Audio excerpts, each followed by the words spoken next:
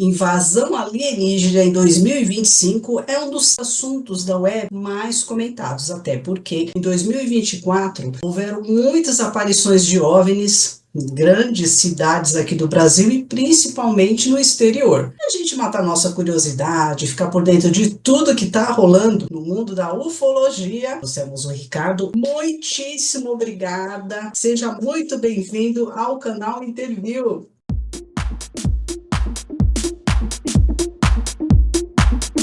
Eu é que agradeço aí a oportunidade. Para você que já faz parte da família Interview, muitíssimo obrigado por estar com a gente. Se ainda não faz parte, vocês estão vendo, né? Hoje o assunto vai ser quente, vai ser daquele jeito. Então, bora se inscrever no canal, ativa o sininho, vem fazer parte da família também, que vamos amar ter a sua presença aqui, tá? Seja muito bem-vindo também. Há relatos de aparições de OVNI, Belo Horizonte, diversas cidades do Brasil, em especial Nova Jersey. Principalmente nas redes sociais é o que a gente mais vê. E agora há também boatos de que os OVNIs, alguns deles são encontrados no fundo do mar. Isso é real? O que você pensa sobre esse assunto? No Brasil, atualmente, né, com essa onda de DROVNIs, né, que aconteceram nos Estados Unidos, e estão acontecendo nos Estados Unidos, a gente tem visto alguma coisa, tanto na região aí mais sul de Minas também, mais região central ali do Rio de Janeiro, Santa Catarina, algumas alguns avistamentos, algumas filmagens. Entretanto, o que a gente está vendo é que alguns poucos casos, né, atuais estão sendo postados, poucos assim, entre aspas, dentro do universo que está sendo postado.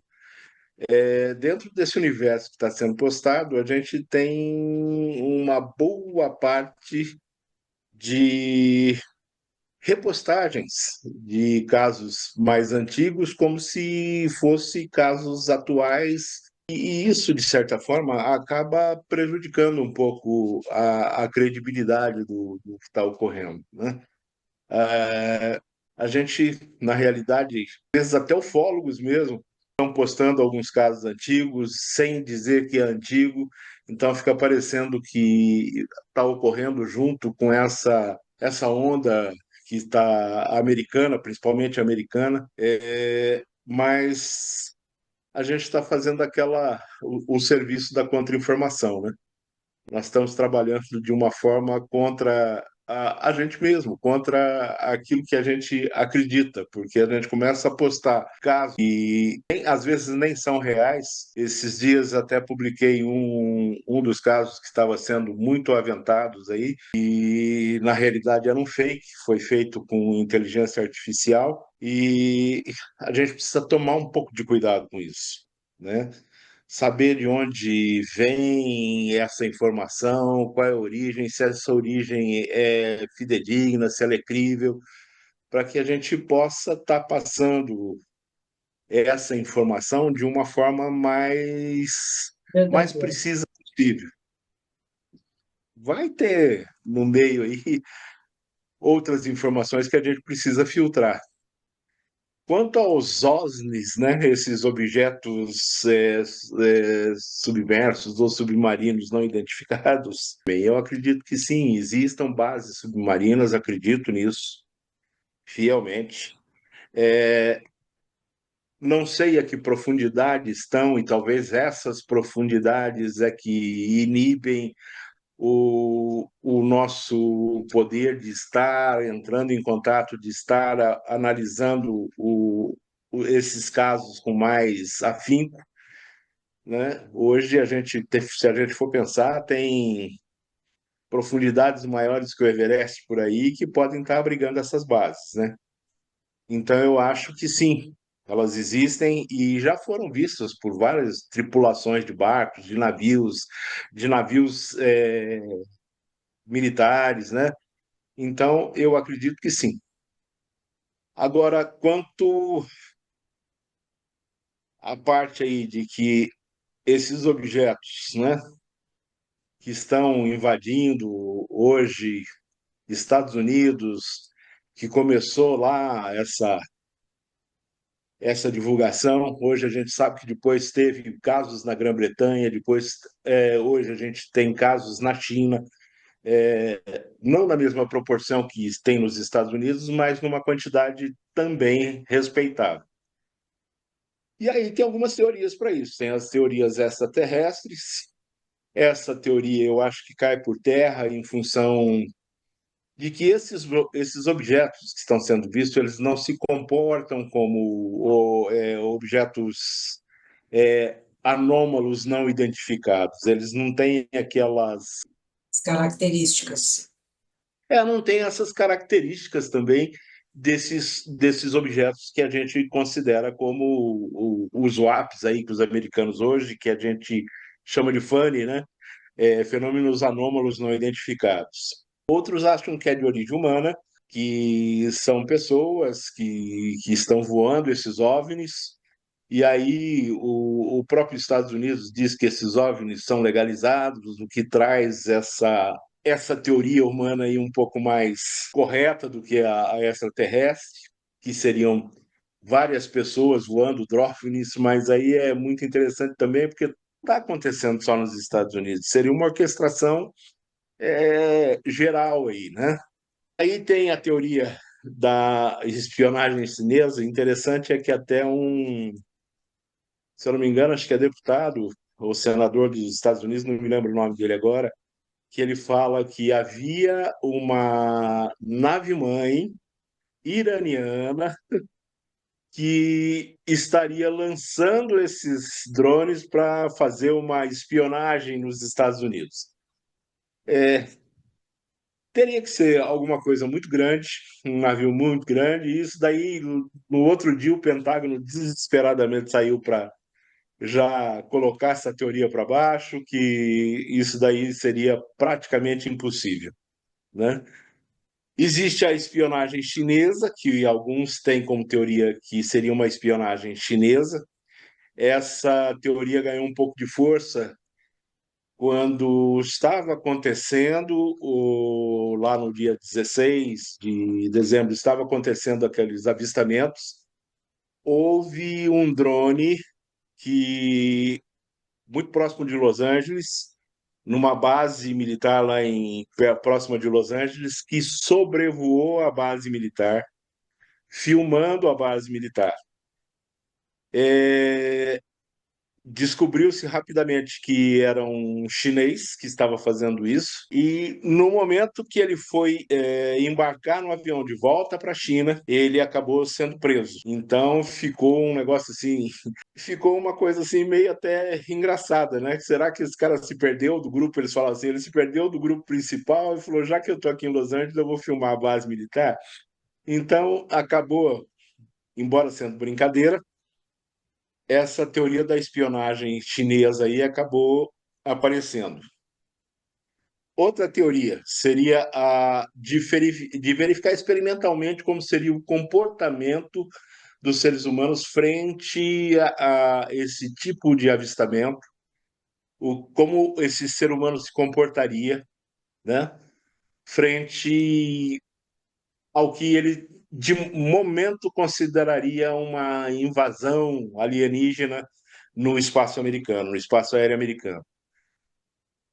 Essa é uma teoria que pode ter um certo fundamento, que então ela seria feita pelo próprio governo americano, e aí existe dentro dessa teoria uma subteoria que seria uma teoria de conspiração, que seria isso provoca medo, medo faz com que as pessoas deem mais poder ao governo para agir, o governo com mais poder se transforma num governo único, e aí com características que seriam ditatoriais, ele prende quem ele quiser prender, solta quem ele quiser soltar, faz o que ele bem entender e não tem que explicar para ninguém, né? Então, é uma teoria plausível. Mas existe hoje no mundo o que a gente chama de bomba suja. Essa bomba suja nada mais é do que uma bomba feita de... Não é, ela é fabricada, mas não numa fábrica que fabrica em série várias bombas. Ela é feita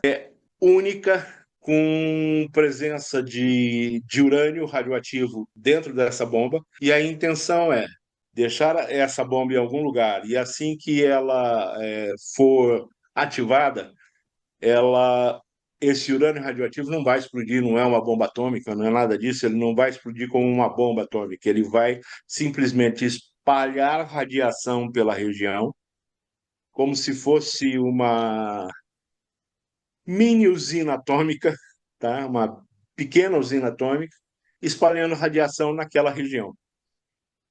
E o que a gente vê é que esses drones voaram numa formação de rastreamento mesmo, na realidade. Eles fizeram como se eles estivessem fazendo um rastreamento do terreno, o que leva a alguns profissionais da área que já trabalharam para o governo americano falarem disso, que eles estavam procurando alguma coisa, e aí surgiu essa ideia dessa bomba suja, ou simplesmente fazendo algum tipo de treinamento para mais tarde, quando for necessário usar, essa técnica de rastreamento possa ser utilizada.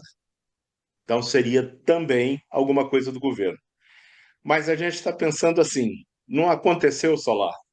Aconteceu na Grã-Bretanha e aconteceu na China em proporções menores, mas está acontecendo, né? Eu não vou dizer que aconteceu, porque está acontecendo ainda. Esses países com uma frequência um pouco maior, sendo que a dos Estados Unidos é a que tem mais, né? Então, a gente vai precisar de um tempo ainda para ver realmente o que foi isso, que eles não vão falar realmente o que é, né? Isso vai morrer como vários assuntos morreu dentro dos governos, né? Vai falar, falar, falar, daqui a pouco morreu, eram balões e tá tudo bem.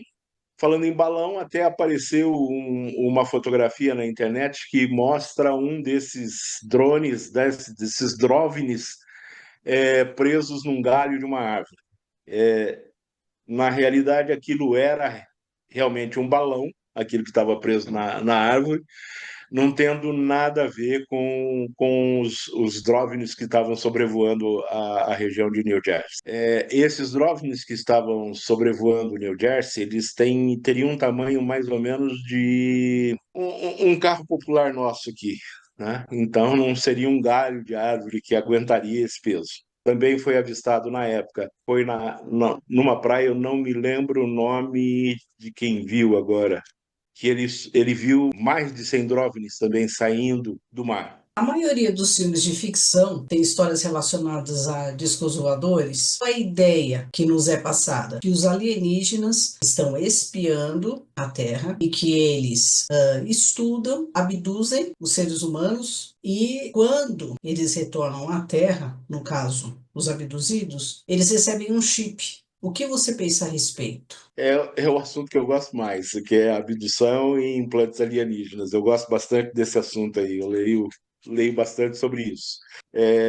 Recentemente até enviei um artigo para a revista OVNI Pesquisa falando sobre a abdução alienígena. Essas abduções, elas ocorrem de várias formas, de forma agressiva, de forma não agressiva. Essas formas não agressivas, às vezes, o abduzido é convidado a conhecer a nave, é convidado a entrar na nave. O que acontece dentro dessa nave, quando o abduzido já está lá, a gente tem algumas informações de abduzidos que passaram por sessões de hipnoterapia, que não são 100% garantidas, né?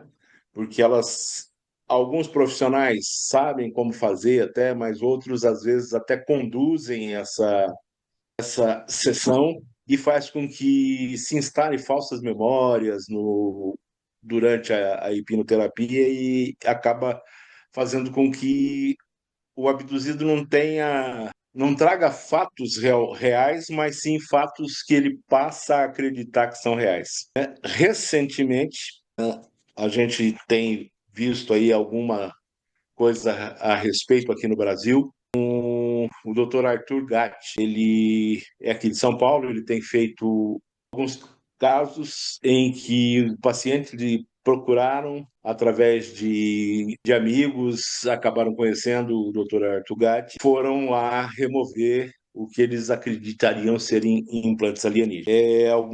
Algumas lives, algumas palestras que o Dr. Arthur Gatti já fez, mesmo quando ele participa de podcasts, a gente tem assistido, tem ouvido, ele tem feito um bom trabalho também.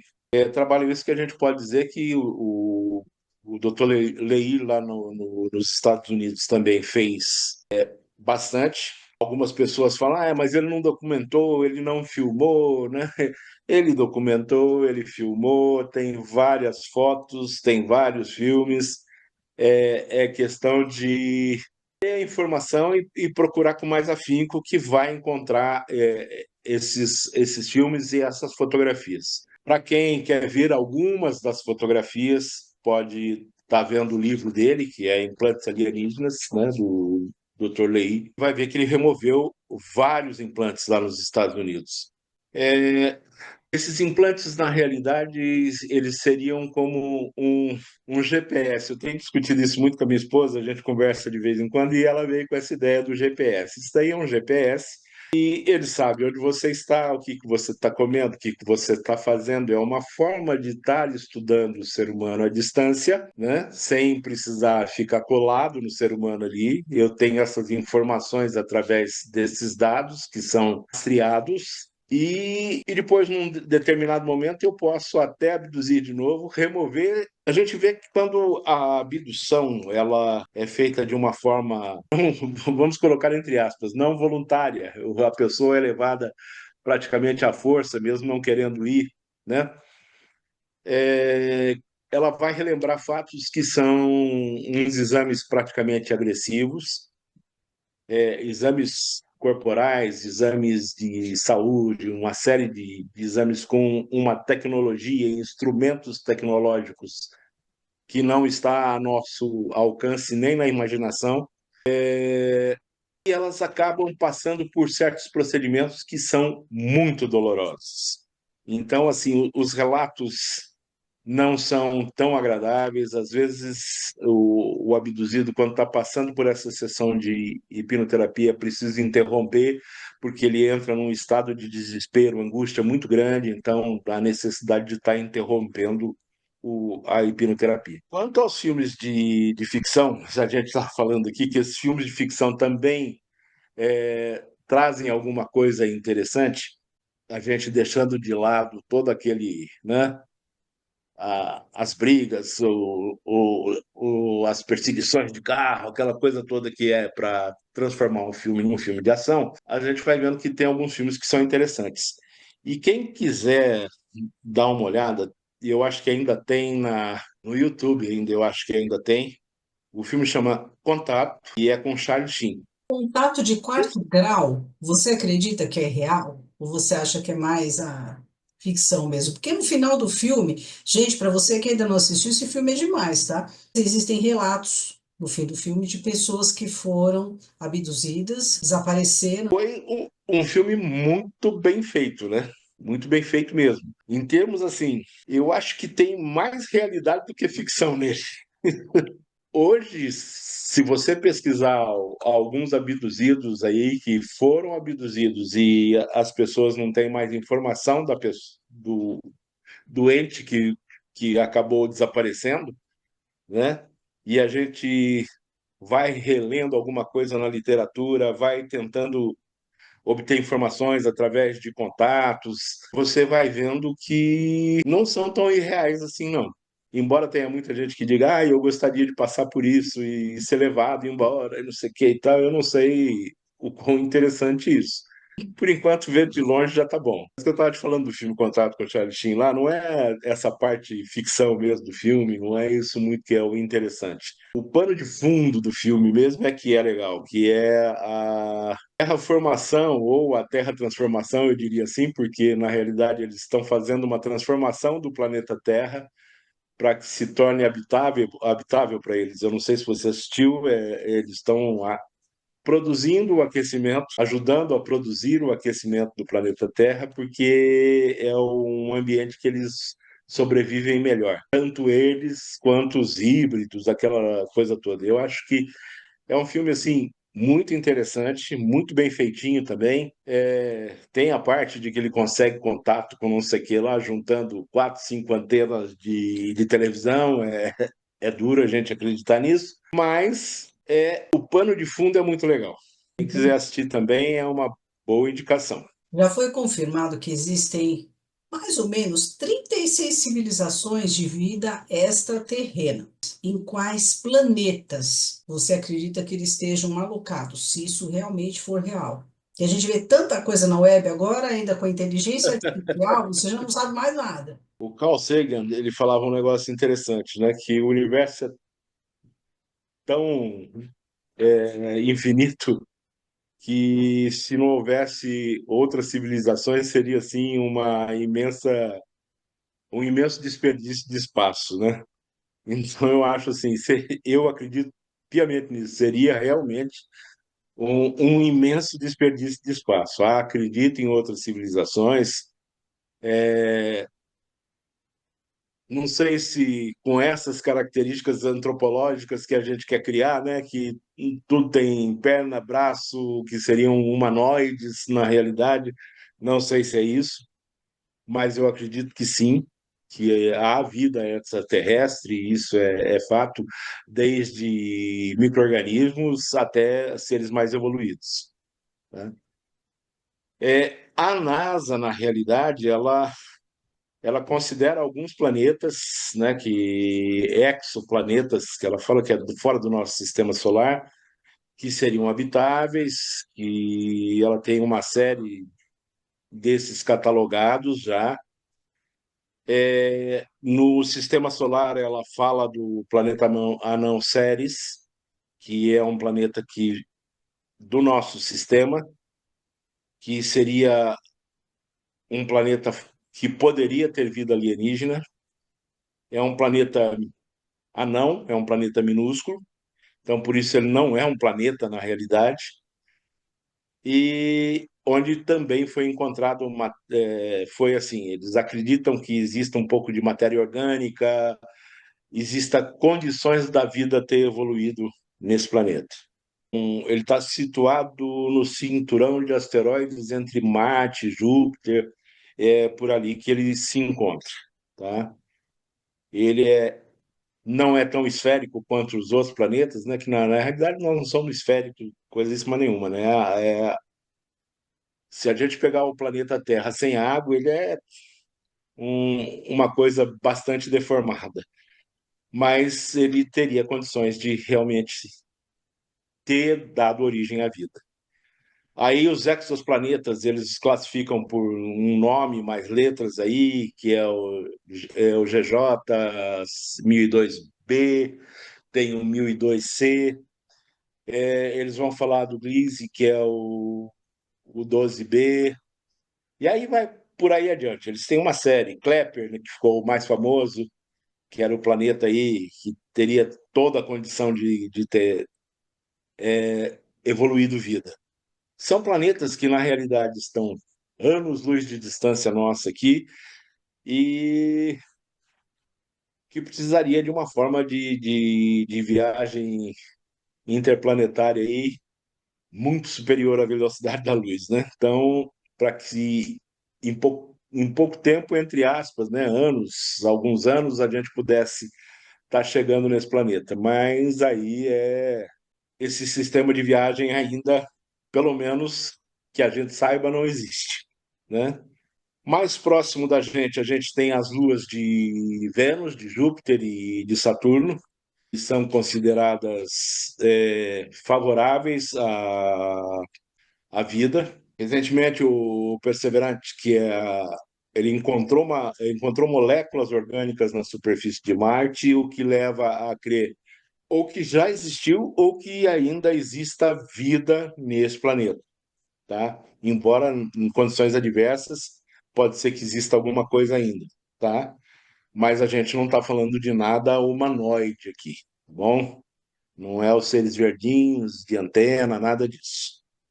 Ufologicamente falando, a gente tem aí o caso da Beth e do Barney Hill, que eles falam do sistema Zet Reticuli, e também existe algumas informações sobre o cinturão de Órion. E, segundo a literatura ufológica, né, existiriam planetas nesse sistema estelar aí que teriam dado origem a algumas raças alienígenas que estariam frequentando o planeta Terra. Então, além de toda essa parte científica que a NASA fala, a gente ainda tem alguns outros sistemas, já ufologicamente falando. Os principais é o sistema Zeta e o cinturão de Órion. Os americanos, lógico, levando uma grande vantagem em cima disso, né? Dando a tecnologia em primeira mão, escondendo algumas outras coisas e passando as que não incomodam muito para os seus parceiros.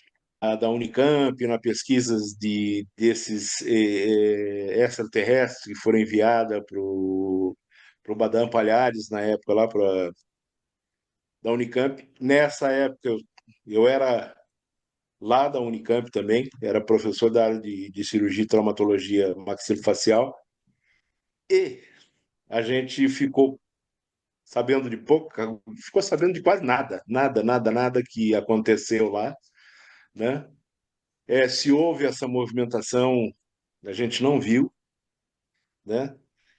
Mas isso é meu também, tá? Não é uma coisa de, não vou dizer que seja teoria da conspiração, mas logo quando as coisas deram uma sossegada, que estava tudo. Passou 1 ou 2 meses daquela coisa que foi parar no campo, o Badam viu, não sei quem fez a biópsia, não sei quem e tal. Passado um tempo, o professor Badam Palhares, pode ser uma coincidência, tá? Acabou se aposentando da universidade e era uma pessoa de renome, né? Pelas participações em várias avaliações aí, inclusive do nazista que tinha fugido para o Brasil aqui. Simplesmente não se ouve falar mais do Badam Palhares. Então eu tenho, como colega de universidade, eu achei muito estranho. A gente precisa, né, voltando à sua questão aí, acho que hoje existem outras áreas nos Estados Unidos que realmente fazem pesquisas segmentadas, porque essas pesquisas segmentadas eu faço uma coisa que essa base faz X, a outra faz Y, a outra faz Z, e ninguém fica sabendo do total. E alguém, né, vai juntar esse total no final. Aí esse alguém é a parte mais secreta dos Estados Unidos, né? O caso ET de Varginha foi um dos casos mais icônicos da época, né? E agora, dia 20 de janeiro, vai fazer 29 anos do caso, né? Ocorreu. Então já está com quase 30 anos que esse caso ocorreu. É um caso realmente icônico, não? Eu não acho que seja só para o Brasil, não. Acho que é um dos casos icônicos do mundo. Se não for o mais icônico, eu acho que é até maior que Roswell. Houve muita informação, muita contra-informação. Essa contra-informação trabalhou muito bem. Acredito não só como contra-informação, mas sobre com ameaças mesmo, se falar morre, se dizer isso, nós vamos dizer que não vai acontecer isso, vai acontecer aquilo, e a gente sabe como é que funciona, tá? É lógico que 99,9% dos militares que participaram desse processo, eles nunca vão falar mesmo. E aqueles poucos que, né, esses 0,1% aí E dão a cara a tapa. que dão a cara a tapa, esses trazem essas informações que a gente pode estar trabalhando em cima delas. Eu acho que aí tem os moradores da cidade que viram o próprio local onde ele caiu, os moradores desse local que também viram. Então, assim, as informações foram muito precisas, eu acho, a princípio. E depois, quando chegou a forma de remover esse objeto, retirar tudo, e a contra-informação, então, trabalhou bem em cima disso para trazer bastante confusão, e trouxe mesmo, né? Hoje a gente sabe que um dos maiores pesquisadores da época, ele nega tudo, ele fala que, na realidade, ele foi iludido, que não aconteceu nada disso. A gente não sabe até que ponto Isso é dele mesmo? Essas frases são dele mesmo ou são frases que outros dizem e ele repete, né? Por uma questão de fatores aí que pode estar ocorrendo. Mas eu acho sim, muita gente viu, muita gente falou. As três meninas na época, hoje já são moças, né? A Valquíria, a Kátia, e deixa eu lembrar o nome da outra. A Kátia era amiga delas até, e era a Liliane. A Liliane e a Kátia e a Valquíria. Essas três, elas viram alguma coisa. Não foi o Mudinho, com certeza, tá? A descrição não bate, né? Ah, mas era noite, elas viram. Não é bem assim. Você vê um ser muito estranho que. Né? E o Mudim é da cidade, elas conheciam o Mudim, então não era ele. Elas viram alguma coisa de fato, elas ficaram muito assustadas por um bom tempo. Segundo a mãe, elas receberam visita de que a gente pode considerar hoje de, né, os homens de preto, que lhes ofereceram várias vantagens para ficar caladas. No fim, elas acabaram não ficando caladas. Foi bastante divulgada pela mídia. Hoje elas estão mais tranquilas, levam a vida delas. Uma é professora, a outra eu não sei o que ela faz, né? Mas houve sim, quando você fala da captura que acabou ocorrendo, foram capturados, hoje se sabe que talvez até, se eu não me engano, 9 criaturas acho que foram capturadas. Segundo o Edson Boaventura, ele fala que até nove criaturas foram capturadas. Neste Né? mesmo dia da captura do ET de Varginha? Não, com o passar do tempo, mas em Varginha mesmo. O que parece é que elas, segundo ele, elas estavam procurando alguma forma de se esconder, de se abrigar para não serem encontradas. E se a gente lembra, há alguns relatos de que outros objetos apareceram em dias subsequentes e que talvez estivessem procurando pelo objeto caído, né? Alguns dizem que ele caiu realmente, outros dizem que ele foi atingido e por isso os americanos, quando passaram a informação para o Brasil de que ele cairia em determinado local aqui no Brasil, já deixando as nossas forças armadas de prontidão para ir para esse local, que talvez eles tenham entrado em combate com aeronaves americanas e foram atingidos e vieram cair no Brasil, né? São teorias que a gente não tem como provar, porque essas informações não vão chegar nunca. Vários encobrimentos aconteceram dentro do próprio primeiro hospital que dizem ter sido atendido os ETs, os primeiros que foram capturados, que foram para esse hospital. Todo mundo ficou calado também, ninguém viu nada, ninguém sabia de nada. Houve muitos vídeos que apareceram depois na mídia, dizendo que eram os vídeos da biópsia que o pessoal tinha feito, do Eu vi, atendimento que o eu pessoal cheguei a tinha ver esses dado, vídeos. né? A gente fica meio incrédulo quanto a esses vídeos, né? Depois, a movimentação do exército já ali na cidade, dos caminhões do exército, que não eram tão normais, mas foram ditos que eram um treinamento. A gente também, essa informação nunca vai aparecer real, mas quem viu, testemunha que viu e o que realmente estava acontecendo de estranho na cidade, né? Aí tem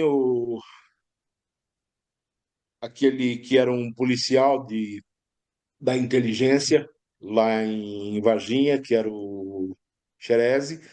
Ele acaba capturando um dos aliens lá, os supostos aliens, acaba se machucando, na captura, que o alien acaba arranhando, alguma coisa assim, e ele passa em poucos dias a apresentar um quadro clínico bastante complicado, é internado e acaba falecendo no hospital. Então, assim, tem muita informação que precisa ser muito bem avaliada, muito bem estudada. Eu acho que eu sou obrigado a concordar com a maioria os 99% dos ufólogos aí, de que esse caso ainda está aberto, que precisa ser avaliado ainda, precisa de novas informações, precisa estar presente nesse campo, ouvir pessoas que ainda não foram ouvidas e que a gente consiga ver quem é que está falando realmente alguma coisa crível. Você já viu algum OVNI durante a sua vida? Duas vezes. Sério, me conte tudo. É, quando eu dei aula na Unicamp, eu morei em Piracicaba, que é pertinho de Campinas. Ali. Eu morava em Piracicaba. E eu tive a oportunidade de ver um orbe, ou uma sonda, como queiram, né? Que é aquele objeto esférico que emite uma luz alaranjada. Ele media mais ou menos o tamanho de vamos dizer assim, dessas bolas grandes que a gente dá para criança brincar e tal. E era a impressão que me dava que o tamanho era esse. E na minha casa tinha uma varanda que era era um sobrado, na parte de cima do sobrado, assim, tinha uma varanda grande, às vezes a gente ficava ali. E aí eu tive a oportunidade de ver com a minha esposa e com a minha filha. Ele veio por cima, passou por cima da gente, assim, na varanda, e logo mais à frente tem uma igreja que se chama a Igreja de São Pedro. Ele parou sobre essa igreja e ele ficou lá mais ou menos aí em torno de uns 5, 6 minutos parado ali. Tá? Então deu para a gente observar bem. Era bem esférico, com uma luminosidade bastante intensa, embora essa luminosidade fosse intensa, ela não iluminava o que estava em volta, ela permanecia nela mesmo, assim, como se fosse o sol visto com uma lente escura, bem escura mesmo, em que você vê o sol, mas você não vê a claridade. Então seria mais ou menos isso.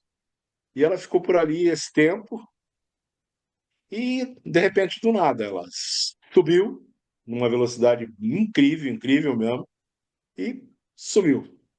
E a outra vez esse foi mais interessante. Esse foi um objeto plasmoide, que a gente chama. Depois eu fui pesquisar a respeito dele. Eu não consegui encontrar designação. Depois, num dos livros que fala dos objetos em si, das formas, eu encontrei esse plasmoide. E o desenho feito nesse livro é praticamente o que eu vi. Né? Nessa hora estava só eu e minha esposa, a gente estava na rodovia Piracicaba-Limeira, que a gente atendia no hospital lá também, e a gente estava indo para Limeira. Foi logo de manhã. E o primeiro foi por volta de 98 por aí. Esse plasmoide foi por volta de 2001, 2002. A gente estava indo para Limeira e esse objeto simplesmente apareceu na nossa frente. Assim, devia ter o tamanho um Fusca, vamos dizer assim, ou de um Fiat Uno, que é mais atual, né? Bem grande, hein? Ele apareceu e, assim, a princípio, até minha esposa, ela achou a série, ela falou, olha o tamanho do plástico que jogaram que está voando acima da gente. Porque ele refletia e meio que dançava mesmo, parecia realmente um plástico.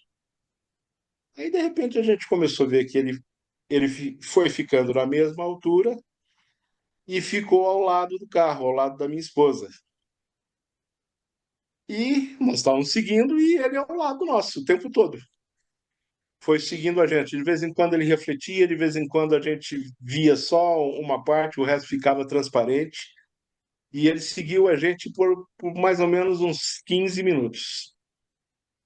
E simplesmente do nada, não é que ele subiu, que ele saiu voando em alta velocidade, nada disso, simplesmente desapareceu, como se ele tivesse se camuflado no meio do daquele espaço que ele estava ali, do espaço aéreo que ele estava. Esse realmente marcou bastante por ele estar acompanhando a gente. Falava, peraí, que coisa estranha é essa? Que está seguindo o carro, está ficando ao nosso lado e nos seguindo. Eu já era Quase foi interessado em abduzido ufologia. praticamente, né? Já pensou? Oi? Você quase É, foi abduzido praticamente. pelo amor de Deus. É, ainda bem que eu não tive perda de tempo, não tive esse time, né? É, Pode.